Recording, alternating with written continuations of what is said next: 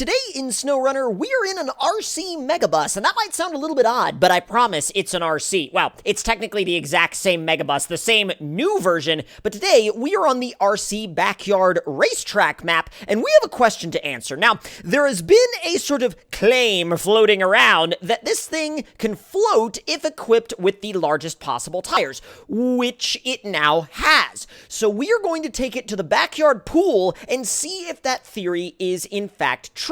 But before we do that, we have to go into the garage real quick to check a couple of things, and oh. Well, I guess it's not really all that garage friendly, is it? It's literally up in the rafters. Oh my god!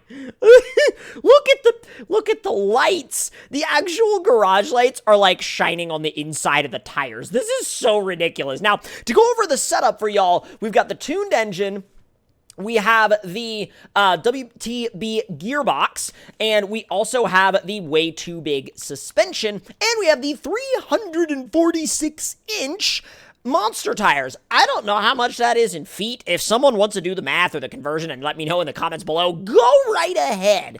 Now, we have the long toe strap, because you need that when you do a build this big. We don't have any of the frame add-ons on it, and we have the blacked out custom wheels, and we don't have any add-ons on the dash because, well, they're not really available. Now, let's go ahead and leave the garage and head to the backyard pool. But before we do that, we need to raise the suspension up to a height that is, well, let's just say up for this task. Now, with tires this incredibly wide, it doesn't like to turn unless you're driving very, very, very slowly. So you do definitely have to keep that in mind as you're kind of traversing this backyard space with this thing.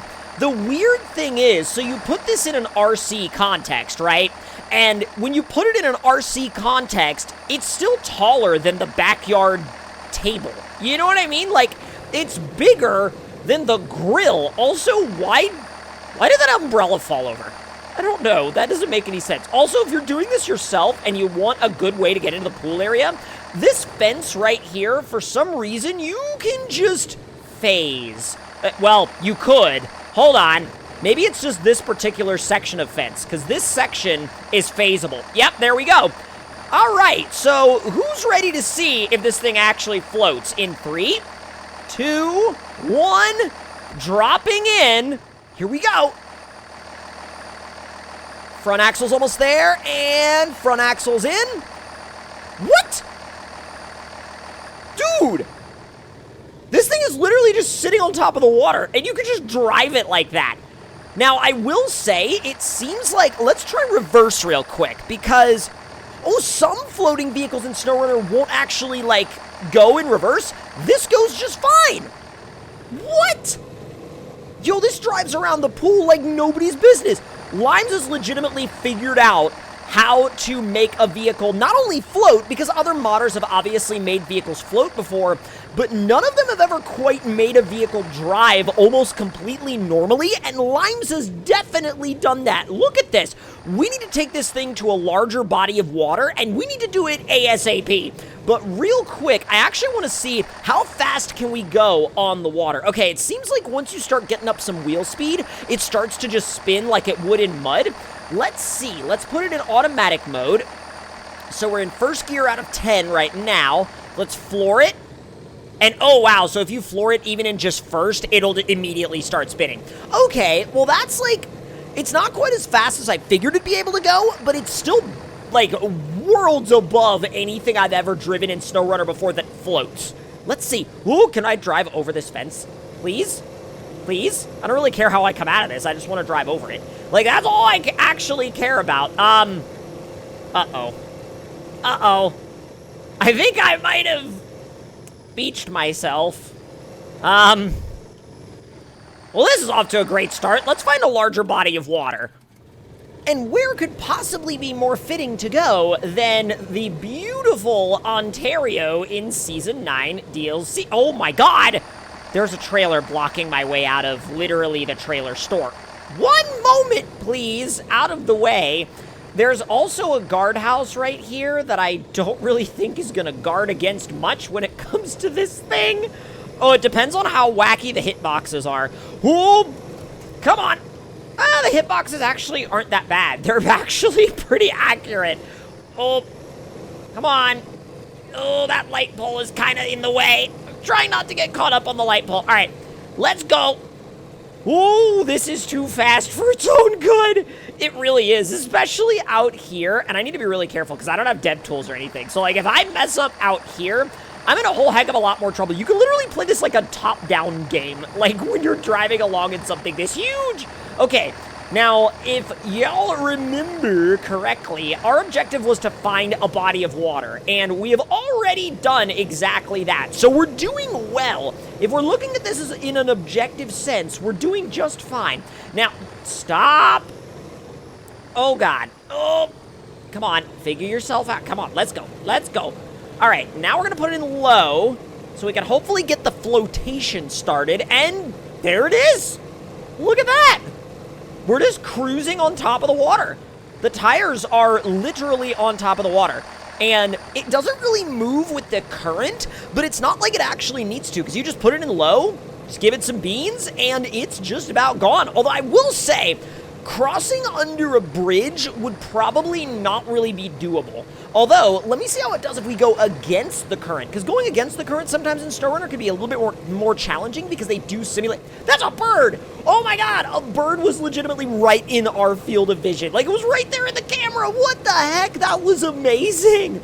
Now, this section, we do have to kind of cross a little bit of land, but it's not enough to where I think it would be like an issue or anything like that.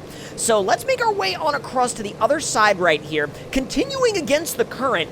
And what we'll actually do is we'll get closer and closer to a waterfall the further this direction we go. Now, it's no ocean, but for now, it will do. So getting a little closer to this waterfall, the current should start to increase and the water should start to get a little bit deeper. Well, of course, depending on where you go, should be fairly deep in and around this area in particular, because this is one of those areas they don't like you driving through, because I'm sure it would like break the game balance if you could just drive through, you know, the water right back there and the water kind of wherever you wanted to, and it would really eliminate a lot of the need for being strategic when you're actually playing the game strategically, which, in case anybody needed any disclosure on that fact, we are not doing that right now. This is not strategic by any means. Now, let's see if we can get a little bit more speed out of it. Nope. Putting it in low plus just makes it start to spin, and it's kind of just done at that point. So I think now that we've proven this thing can drive both on the water and against the current, we need to find a body of water that's even bigger, because this is a river, and it's quite deep, and it does have some current to it, but it's definitely not an ocean, and we need one of those. And in order to fix our lack of ocean, we have come out here to the map Lake Cove. I think that's how you pronounce it. I've never been fully sure. But either way, we're just going to go full send with it, because we literally have a harbor right here with a ship just sitting on the edge of the harbor. Full beans into it. Put it in low.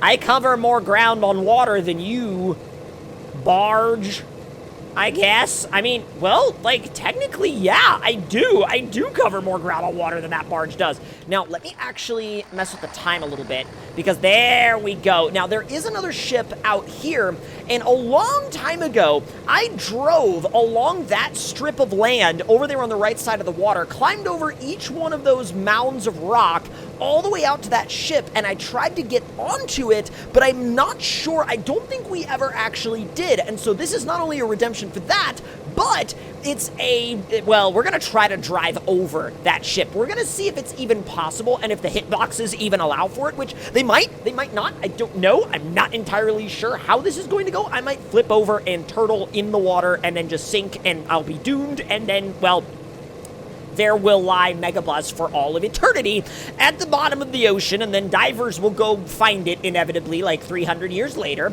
and they'll go, wow, look at this, how interesting. They must have been really obsessed with giant tires and suspensions 300 years ago. All right, so let's see what we can do. The best way to drive over this would probably be to drive over the front of the ship, I guess. All right, what is this hitbox like? Oh, no. Oh, God, I almost went for an unscheduled swim. All right, try this again. Yo, this hitbox is wacky. I just set my parking brake. We're up here. Wait, no. Okay, there we go. I don't know why the field of view, like, freaked out for a minute. We're up here. What? The things we have done in this video. I mean, I don't know if we could break SnowRunner more than we've broken it today. This is maximum SnowRunner game breakage. Look at this.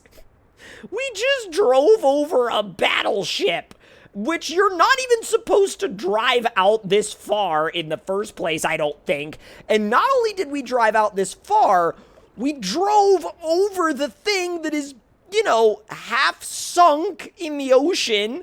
I'm astounded. I am absolutely mind blown by what we've been able to do today in this video. And we're technically like, did we just bounce back up into a temporary wheelie off of the water? I think we did. I'm pretty sure that that's just what happened. And I don't know how to feel about it. Wow. I don't know if the game could get any more, like, broken than this. Have we peaked? Or have we not? I don't know. Let me know in the comments if you think we could get even more broken than this. If you think we could take the game to an even higher level, post it in the comments down below, because I am more than happy to attempt to break it even further. Now, I've never been out past this, like, rock barrier, but I bet you that the map barrier... Oh, never mind. The map barrier is right there. You can't go any further than that. Rip. Okay, yeah, no, that's the corner of the map. Okey dokey. All right, let's get back up out of the water. So now that we've done that, now that we've been legitimately in the ocean, let's throw this thing in high and go for... Actually, we're going to put it in automatic mode.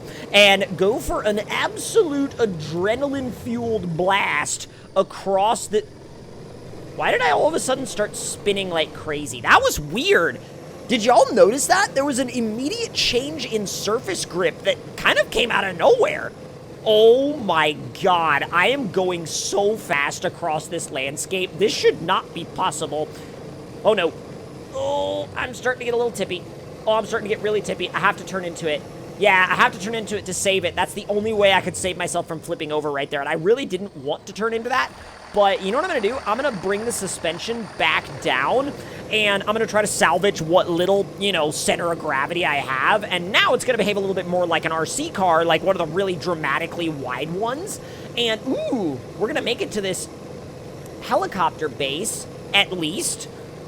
Let's see. Can we just, like, not change direction at all? Oh, this is delightful. Excuse me. Your helicopter has no power here. Not in the slightest. Oh my god, it really doesn't. Now, I know in the vanilla game, those power poles will stop you basically dead in your tracks, and they almost did, but not fully, so we're still okay. Now, I want to know... Oh, no. Oh, no. Oh, no. Okay. All right, we're fine. That was very close, though. That was about donezo for us. We need to make sure that that doesn't happen again. Okay, now back it up this way and bring it back, I think, to the front. You know, if you could, like, climb, that'd be great. I'd love that. Oh. Come on. Come on. This thing does not want to climb up that rock. I think I bound up the drivetrain. I legitimately think I bound up the drivetrain. I mean, I think it's just so much resistance that it can't overcome it. I mean, I don't really blame it with it being that steep and also that undercut, but, like, I was really hoping I was going to be able to actually drive up that rock. Let's try one more time. Let's try hitting it in low. Oh, get some footing. Okay, now put it in low plus, get some wheel speed. Ooh. Ah, it's too much. Yeah, it's too much. Well, every time I say it's too much, it keeps finding a little bit of extra grip. I'm going to try to pull with the winch, but I think we might have met our match here, y'all. I don't think it's going any higher than this. This might be, you know, I say that. And with a little bit of winch assistance, I think we got it. I think we got it.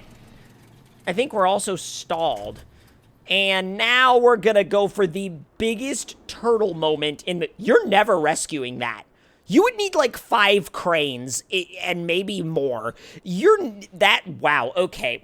Yep, this is gonna be a relic that will sit here for all of eternity. But if y'all enjoyed this video, let me know your thoughts and opinions in the comments down below. And if you're new around here, hit that subscribe button and turn those notifications on, and I'll see y'all next time.